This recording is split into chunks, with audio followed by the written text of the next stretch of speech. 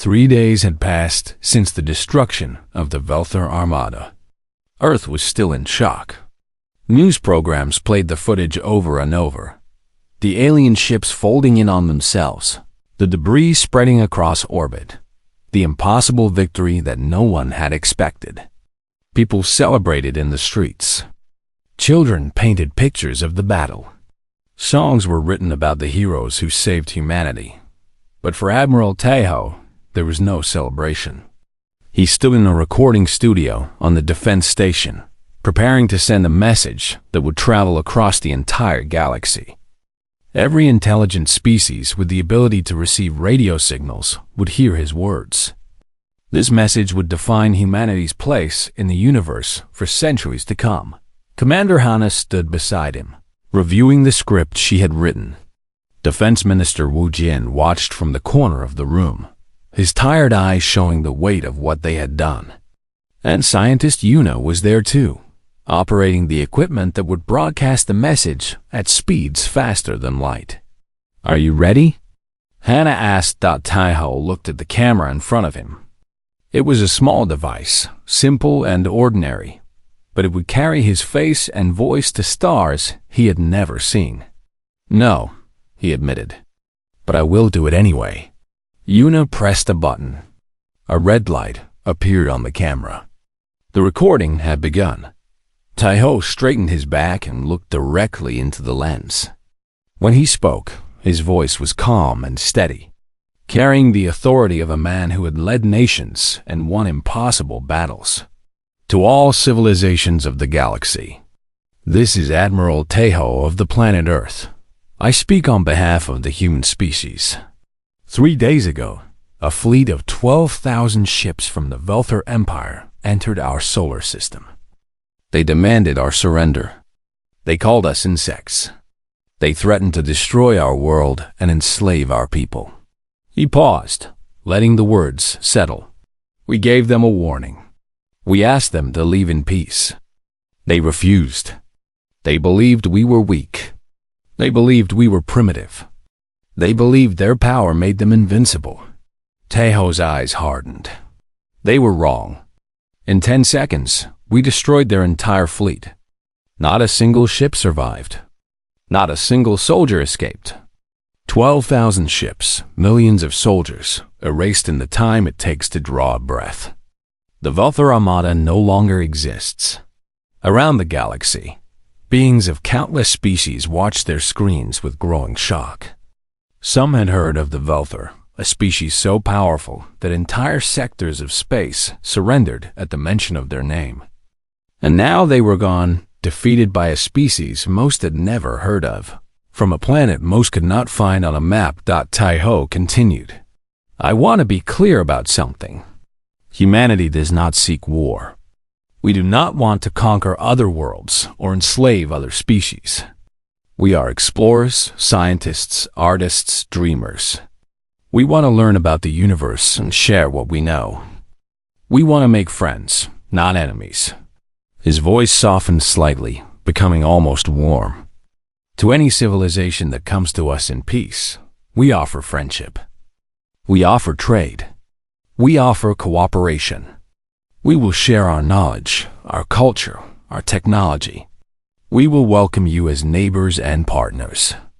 The door to Earth is open to anyone with good intentions." Then his voice changed again, becoming harder than steel. "But let me also be very clear about this. If you come to Earth with weapons, we will destroy you. If you threaten our people, we will destroy you. If you attack our allies, we will destroy you. There will be no negotiation. There will be no mercy. And there will be no second chances." He leaned forward slightly. "We gave the Velthor a warning. They laughed at us. They thought we were bluffing. We were not. And we are not bluffing now. The weapons that destroyed the Velthor fleet are only a small part of what we have. If any species is foolish enough to attack Earth, they will face a power beyond anything they can imagine." In the Velthor home system, millions of citizens watched the message in stunned silence. Their empire had never known defeat. Their fleet had been the most powerful force in the galaxy, and now it was gone, destroyed by a species they had never considered a threat. Fear spread through their world like a disease. If the humans could do this to a fleet, what could they do to a planet? On other worlds, reactions were mixed. Some species felt relief that the Velthor had finally met their match. Others felt terror that such power existed. And a few, the wisest ones, began to wonder if maybe they should send friendly messages to Earth before Earth decided to send something else. Te-Ho was reaching the end of his message. I want to speak directly to the leaders of every civilization that hears this. Learn from what happened to the Velthor. They underestimated us. They paid for that mistake with their lives. Do not make the same error. Do not test our patience.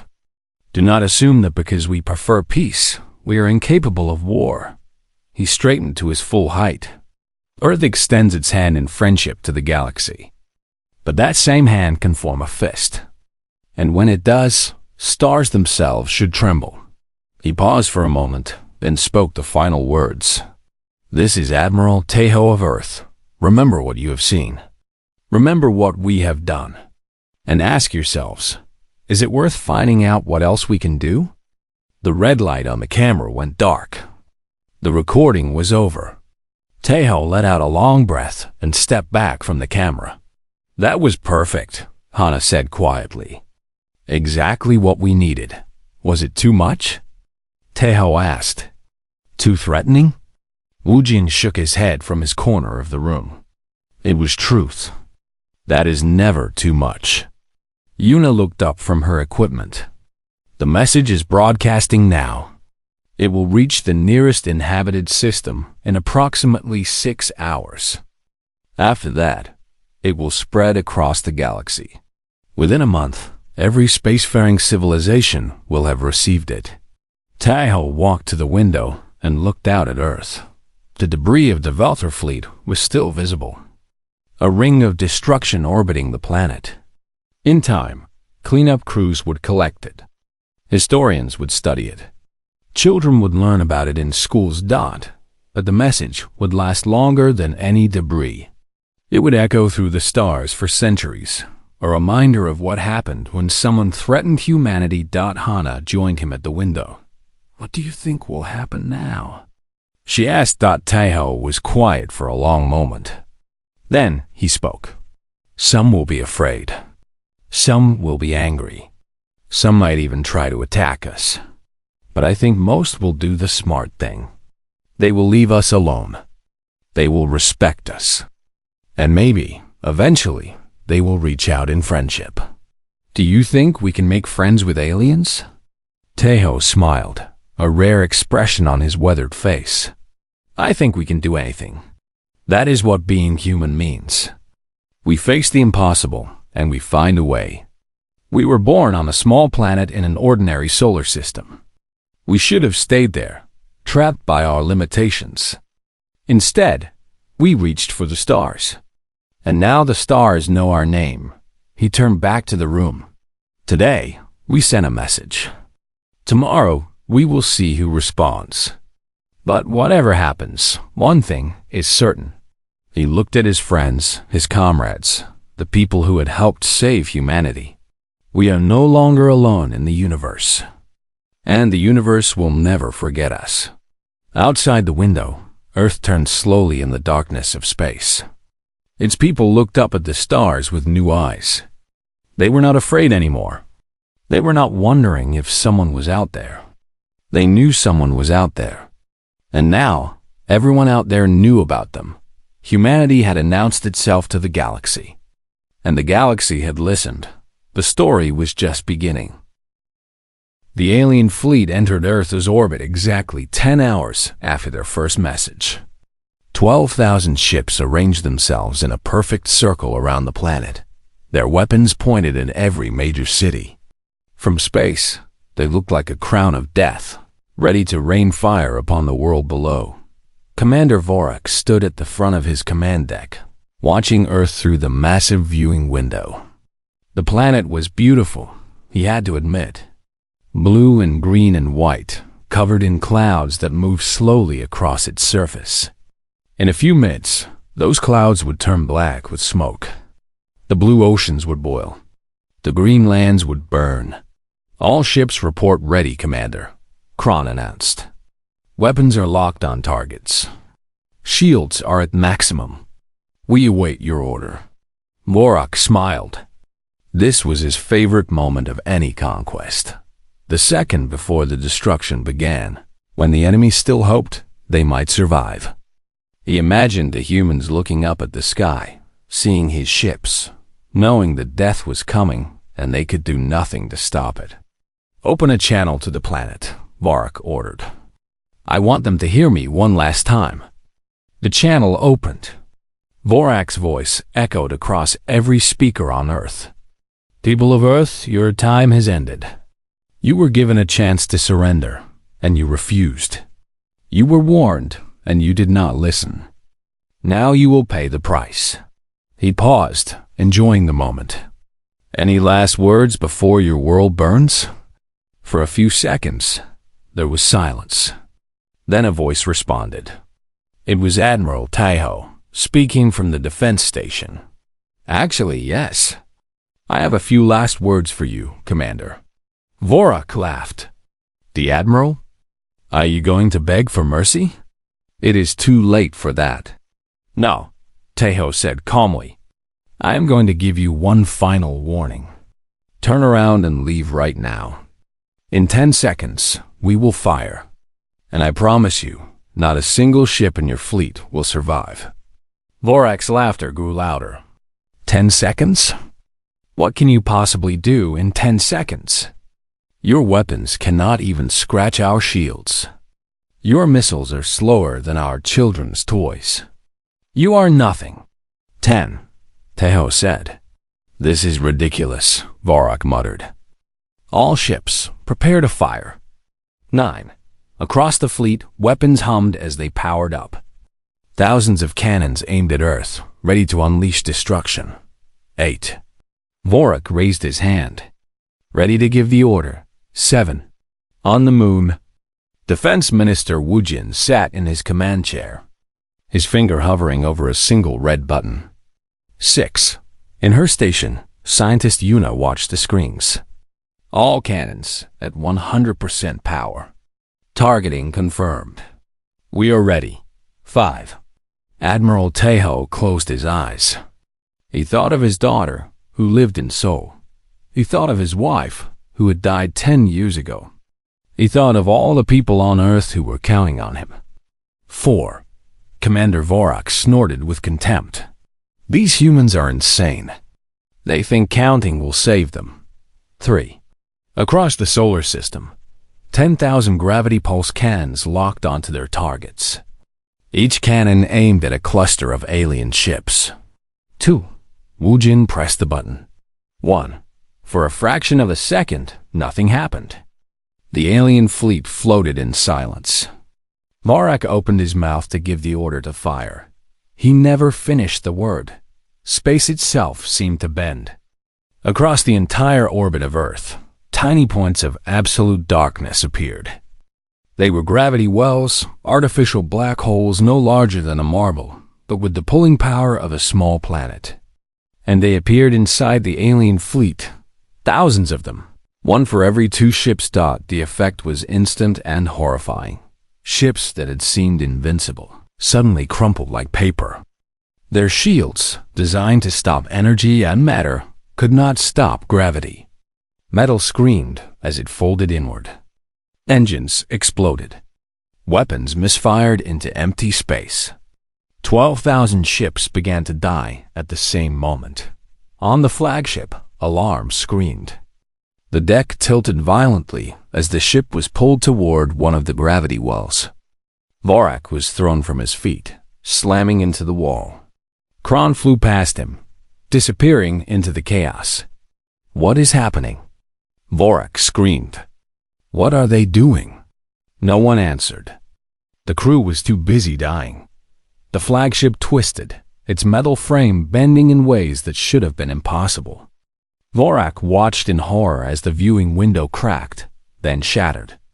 Air rushed out into space, carrying crew members with it. He grabbed onto a railing, holding on with all four arms as the ship was pulled apart around him. "This is impossible," he whispered. "We are the Velthor. We cannot lose. We cannot." The gravity well caught the center of the flagship. The ship folded in half like a piece of paper. Vorak had 1 second to feel absolute terror before the crushing force reached him. Then there was only darkness across Earth's orbit. The same scene repeated 12,000 times. Ships that had seemed unstoppable were reduced to twisted metal. Crews that had laughed at humanity died without understanding what killed them. The most powerful fleet in the galaxy was destroyed in less than 10 seconds. When the gravity wells disappeared, there was nothing left but debris. Clouds of metal fragments and frozen bodies floated where the Armada had been. The alien threat was gone, erased as easily as words on a CHLKBORRD dot in the moonbase. Silence filled the control room. Workers stared at their screens, unable to believe what they had done. Some were crying. Some were laughing. Most were simply frozen in shock. Defense Minister Wu Jin leaned back in his chair and let out a long breath. His hands were shaking worse than ever, but his face showed no emotion. He had done what was necessary. He had saved his people. The cost was 12,000 ships and millions of alien lives. He hoped the galaxy would remember this day. On the defense station, Admiral Taiho watched the debris cloud on his screen. Commander Hannah stood beside him, her face pale. "It is over," she said quietly. "No," Taiho replied. "It is just beginning. The Velthor Empire will hear about this. Other civilizations will hear about this. They will know what we can do. Will they come for revenge?" Taiho shook his head slowly. "Maybe some will try, but most will be too afraid. That is the lesson we taught today. Earth is not prey. Earth is not weak. And anyone who threatens us will share the fate of this fleet." He turned to look at Hana. "We need to send a message. Not a warning this time. A statement. Something the entire galaxy will hear and remember." Hannah nodded. She understood. The violence was over, but the work was not. Now, they had to make sure no one ever tried this again. Outside the station, the debris of the alien fleet slowly spread across orbit. A monument to the power of a species that had been underestimated one too many times. Humanity had spoken. The galaxy was listening. Deep beneath the surface of the moon, in a base that officially did not exist, Defense Minister Wu Jin walked through corridors carved from solid rock. The walls were lined with screens showing data, numbers, and images that only a handful of people in the entire solar system understood. Wu Jin was 68 years old, with a bald head and hands that shook slightly from age. But his mind was sharp, sharper than men half his age. He had spent his entire life preparing for this moment. And now, finally, it had arrived. He entered the main control room. It was massive, filled with hundreds of workers sitting at computer stations. At the center of the room was a raised platform with a single chair. This was the command seat of Project Omega, the most secret and most powerful weapon humanity had ever created. "Status report," Wu Jin said as he climbed the platform. A young scientist named Yuna turned from her station. She was 30 years old, with glasses and hair tied back in a tight bun. She was one of the few people who fully understood how Project Omega worked. "All systems are coming online, Minister," Yuna reported. "The gravity pulse generators are at 60% power. They will reach full capacity in 4 hours. And the targeting systems? Already locked on the alien fleet. We have every ship identified and tracked. They cannot hide from us." Wu Jin nodded and sat down in the command chair. From here, he could see every screen in the room. Each screen showed a different part of the Omega network. stations hidden on the moon, satellites orbiting Mars, installations buried on asteroids throughout the solar system. For 300 years, humanity had built this network in secret, preparing for the day when hostile aliens would come. Many people had doubted the project. They called it a waste of resources. They said aliens would never come, and if they did, they would be peaceful. They wanted the money spent on hospitals and schools instead of secret weapons. Wu Jin had fought against those voices every day of his career. He had begged, argued, and sometimes lied to keep Project Omega alive. And now, looking at the alien fleet approaching Earth, he was glad he had. "Show me the weapon," he said. Yuna pressed a button, and a hologram appeared in front of Wu Jin. It showed a long cylindrical device covered in complex machinery. This was a gravity pulse cannon, the heart of Project Omega. Earth had built over 10,000 of them, hidden across the solar system. The science behind the weapon was simple in concept, but impossible for most species to achieve. The cannon created artificial gravity wells, tiny black holes that lasted for only a fraction of a second. These gravity wells could crush anything in their path, bending space itself to destroy ships, stations, or even small planets. The Velther had never seen anything like it. No species in the galaxy had. "The aliens have shields," Wu Jin said. "Will our weapons work against them?" Yuna smiled slightly. "Their shields protect against energy weapons, physical projectiles, and electromagnetic pulses. But gravity is not an attack. Gravity is a force of nature. You cannot shield against it any more than you can shield against time. When we fire, their ships will be crushed like empty cans. Their shields will mean nothing." Wu Jin felt a grim satisfaction. The Velther thought they were invincible. They had conquered hundreds of worlds because no one had the technology to stop them. But humanity was different. Humanity had spent centuries studying the universe, learning its secrets, and turning those secrets into weapons. "How many shots can we fire?" he asked. "The first wave will release 5,000 pulses, one for every 2 enemy ships. Each pulse will create a localized gravity event strong enough to crush everything within a 1-kilometer radius. After the first wave, we can reload and fire again within 30 seconds. Wu Jin did the math in his head. 5,000 pulses, each destroying 2 or more ships. Then another wave 30 seconds later. And another. Within a minute, the entire alien fleet would be gone. "And Earth?" he asked. "Are we protected?" "The cannons are programmed to never fire toward Earth. The gravity pulses will only travel outward, toward deep space. Our planet is completely safe." A communication screen lit up. Admiral Teiho's face appeared. "Minister," Teiho said, "Commander Hana has delivered our warning. The aliens refuse to leave."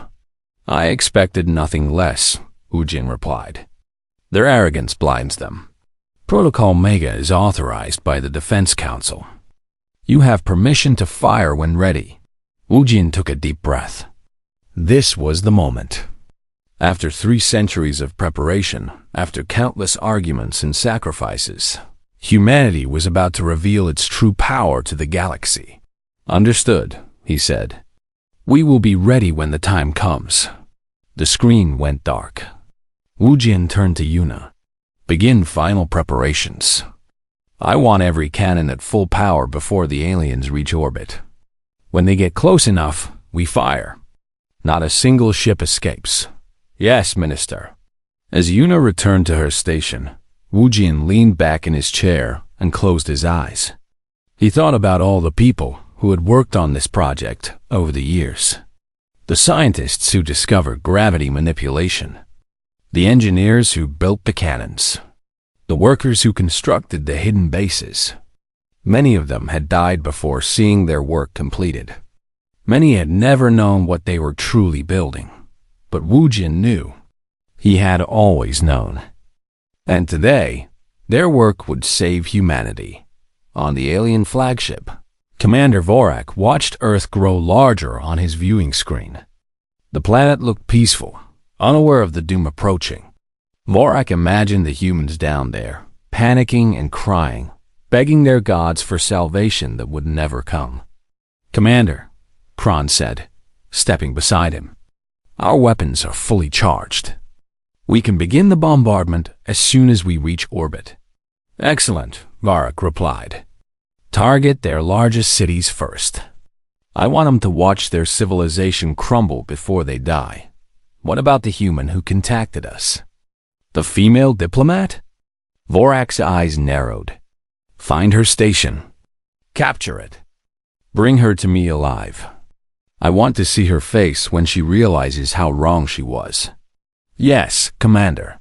As Kron walked away, Vorak allowed himself a moment of pride. This would be his greatest conquest yet. Not because the humans were powerful, but because they had dared to threaten him. They had dared to stand against the Velthor. And for that, they would suffer more than any species before them. He had no idea that deep beneath the moon, thousands of cannons were powering up. He had no idea that hidden satellites were tracking every ship in his fleet. He had no idea that in just a few hours, his entire armada would cease to exist. Commander Vorak believed he was about to destroy Earth. In truth, Earth was about to destroy him. The countdown continued. The cannons charged, and humanity waited, silent and ready for the moment to strike. Commander Hannah was not a soldier. She was a diplomat, trained to talk, to negotiate, to find peaceful solutions to impossible problems. She was 51 years old, with short black hair and calm eyes that never showed fear. In her career, she had ended 3 civil wars, negotiated peace between enemy nations, and convinced an entire continent to lay down their weapons. People said she could talk a storm into becoming a gentle rain. Now she faced the greatest challenge of her life. She sat in her office on the diplomatic station, a smaller satellite that floated near the defense station. Her desk was covered with reports about the alien fleet. 12,000 ships. Weapons that could destroy cities in seconds. Technology far beyond anything Earth had ever seen. Her communication screen lit up. Admiral Tejo's face appeared. "Hannah," he said, "I need you." "I saw the message," she replied. "They want us to surrender." "Yes, and we have 10 hours to decide." Tejo paused. "The Defense Council wants you to respond. They want you to talk to them." Hannah leaned back in her chair. "Talk to them? They called us insects. They demanded our entire planet. What is there to talk about?" "That is exactly why we need you," Tejo said. "You need to send them our answer. But more than that, you need to give them a chance to walk away." Hannah's eyes narrowed. "A chance?" Tejo nodded slowly. "You know what we have, Hannah. You know what we built. If they do not leave, they will die. All of them. And I do not want blood on our hands if we can avoid it. So please, give them one warning. One chance to turn around and go home. If they are smart, they will take it." Hannah was quiet for a long moment. She understood what Tejo was saying. The aliens did not know about Project Omega. They did not know about the weapons hidden across the solar system. They saw a small planet with primitive technology, and they assumed they could take it easily. They were about to learn how wrong they were. "I will send the message," Hannah said. "But I do not think they will listen." "Neither do I," Tejo admitted. "But we have to try. Humanity is not a species that attacks without warning. We give our enemies a choice. That is who we are." The connection ended. Hannah sat alone in her office, thinking about what she would say. The alien commander was arrogant. He believed his fleet was unstoppable. He believed humanity was weak. Words alone would not change his mind, but she had to try. She opened a communication channel to the alien flagship. For several seconds, there was silence. Then the screen flickered, and Commander Vorak appeared. His black eyes stared at her without expression. "A human female," Vorak said, his voice cold. "Are you here to surrender?" "I am Commander Hana of the United Earth Diplomatic Corps," she replied. Her voice was steady, calm, without any fear. "I am here to deliver a message from the people of Earth." Vorak laughed. "A message? We do not need messages. We need submission.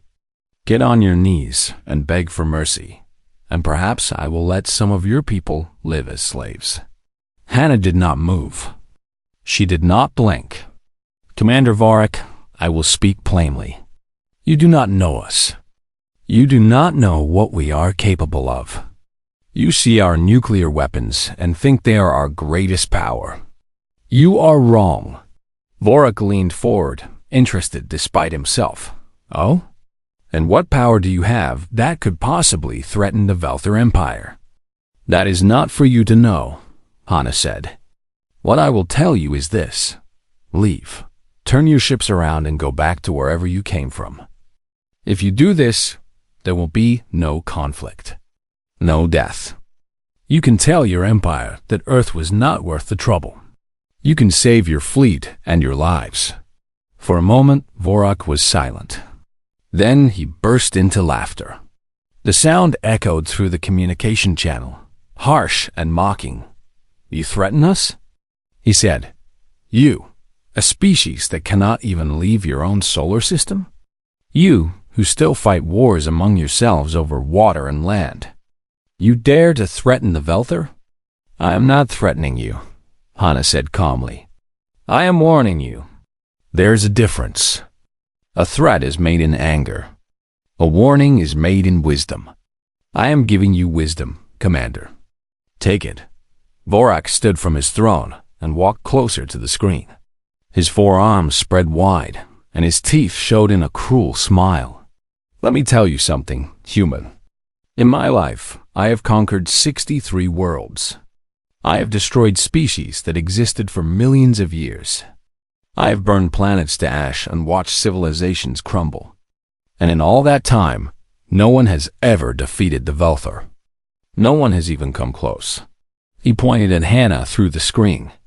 "Your warning means nothing. Your weapons mean nothing. In 10 hours, my fleet will open fire. Your cities will burn. Your oceans will boil. Your people will die screaming. And the last thing they will see is Velther ships filling their sky." Hannah remained still.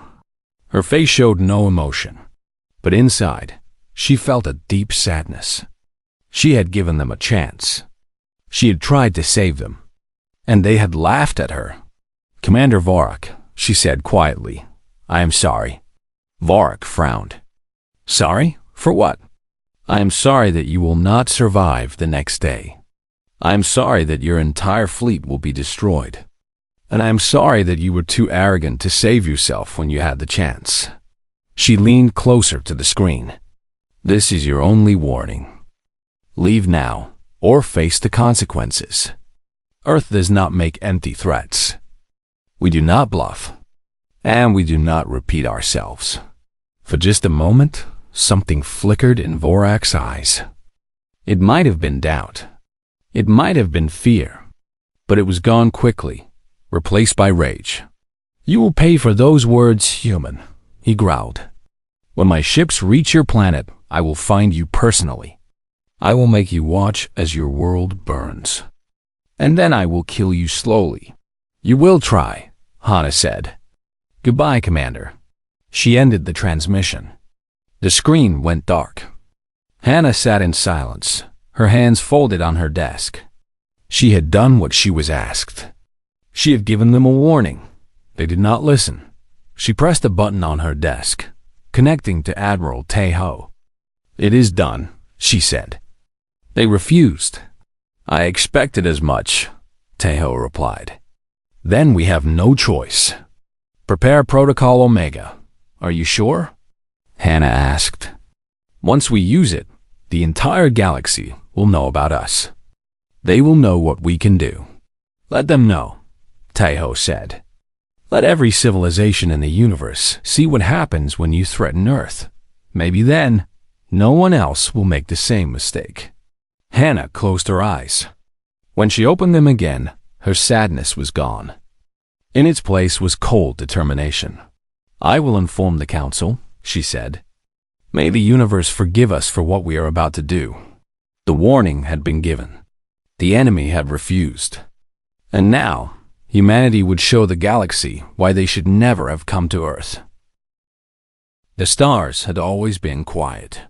For thousands of years, humans looked up at the night sky and wondered if they were alone. They sent signals into space. They built telescopes. They searched for any sign of life beyond their small blue planet. And for a very long time, the universe gave them nothing but silence. That silence ended on a cold morning in December. Admiral Tejo stood in the command center of the United Earth Defense Station. The station floated high above Earth, watching the planet like a protective guardian.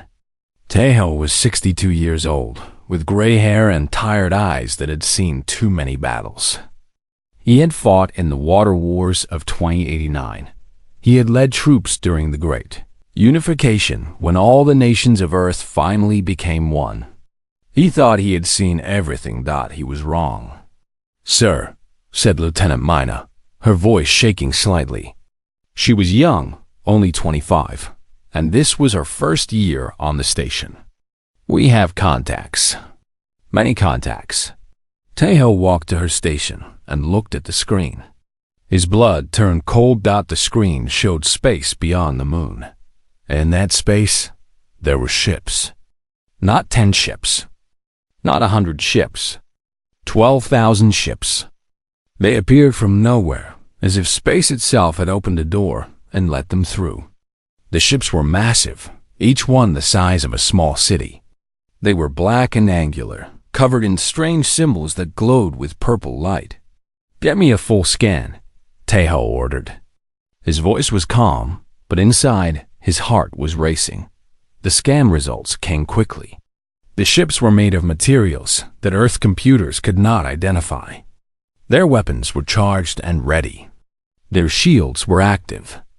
And they were moving toward Earth at incredible speed. "They will reach Earth orbit in 6 hours, Mina reported. Tejo closed his eyes for a moment. Humanity had prepared for this day. For 300 years, since the first radio signals went out into space, leaders had worried about what might answer. They had built weapons. They had made plans. But no one truly believed this day would come.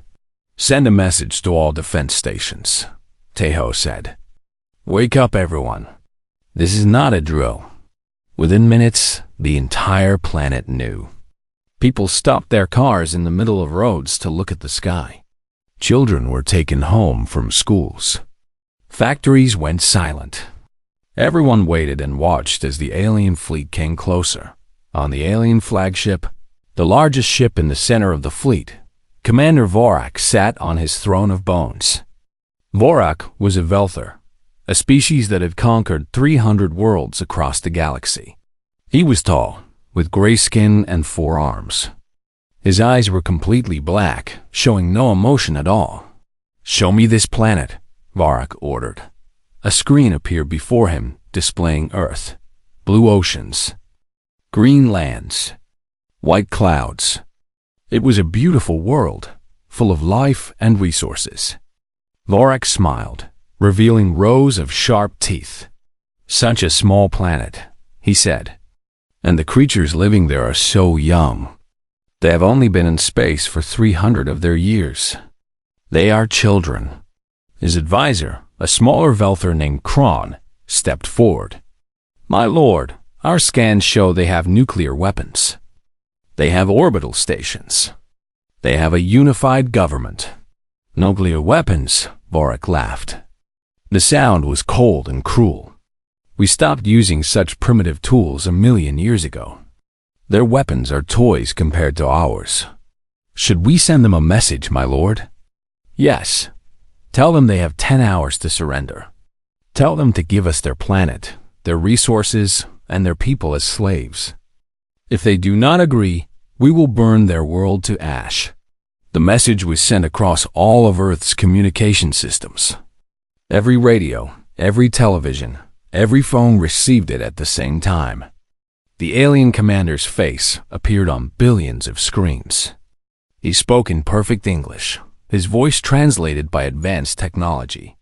"People of Earth," Varric said, "I am Commander Varric of the Velther Empire. We have conquered 300 worlds. We have destroyed civilizations older and more powerful than yours. You are nothing to us. You are insects. You have 10 hours to surrender completely. Give us your planet. Give us your people. Resist, and you will all die. There will be no second chance. There will be no mercy. You have been warned." The message ended. For a moment, the entire world was silent. Then chaos began. Some people cried. Some people prayed. Some people ran to stores to gather supplies, as if food and water could save them from alien warships. Governments held emergency meetings. Military leaders shouted orders. Scientists tried to find weaknesses in the alien ships, but in the command center, Admiral Tejo remained calm. He watched the alien fleet on his screen, counting the ships, studying their formation. He had expected fear to fill his heart. Instead, he felt something else. Something strange. He felt angry. These creatures came to his home. They threatened his people. They called humanity insects. They demanded surrender without even knowing what humans were capable of. They thought they were gods, and humans were just ants waiting to be crushed. Tejo turned to his communication officer, a young man named June. "Connect me to the Defense Council. And get Commander Hannah on the line. Tell her we need to talk." "Yes, sir," June replied. As Tejo waited for the connections, he looked out the window at Earth below. He could see the lights of cities, millions of people living their lives, unaware of the true power their planet held. For 3 centuries, humanity had hidden its greatest weapons. They had built in secret, prepared in silence, and waited. The aliens thought humans were children. They thought nuclear weapons were humanity's best defense. They had no idea what was really waiting for them. Tejo smiled, a small and dangerous smile. "Let them come," he whispered. "Let them learn." The countdown had begun. 10 hours until the deadline. 10 hours until the Velther expected humanity to kneel. But Tejo knew something the aliens did not. Humanity did not kneel. Humanity did not surrender. And when pushed into a corner, humanity pushed back with a force that could shake the stars themselves. The Velther had made a terrible mistake. They just did not know it yet.